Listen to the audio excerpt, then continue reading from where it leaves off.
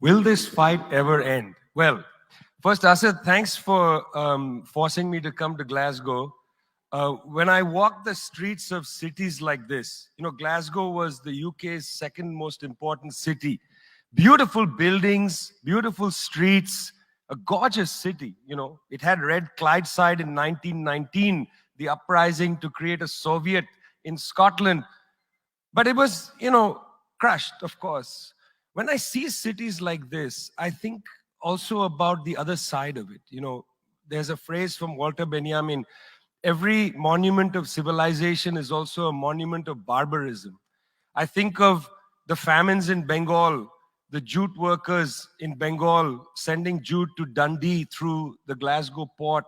I think of human beings from Africa enslaved and brought from Ghana to the New World, and all those prophets getting sucked into cities like London and Glasgow.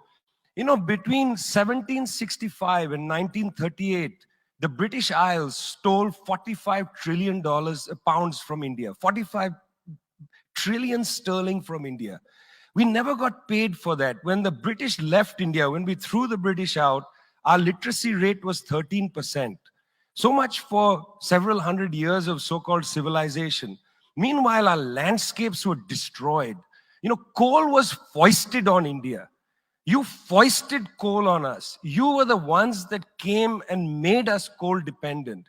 And then you left, and now you dare to condescend to us. When I listen to Boris Johnson, when I listen to people like Joe Biden, when I listen even more to Emmanuel Macron, all I can think of is how condescending you are.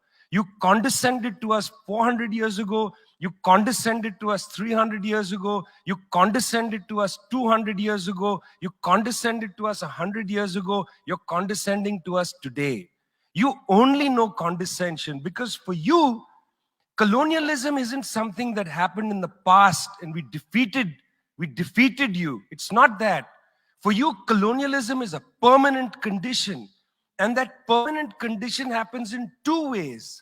There's the permanent condition of the colonial mentality. You want to lecture us. You want to tell us that we are responsible for all the problems because you'll never accept that you're the one principally to blame. You signed the Rio Formula in 1992 on common and differentiated responsibilities. You like the common part. You like the common part. You like to say we're all in this together and so on. We're not in this together. The United States, 4-5% of the world's population, still uses 25% of the world's resources.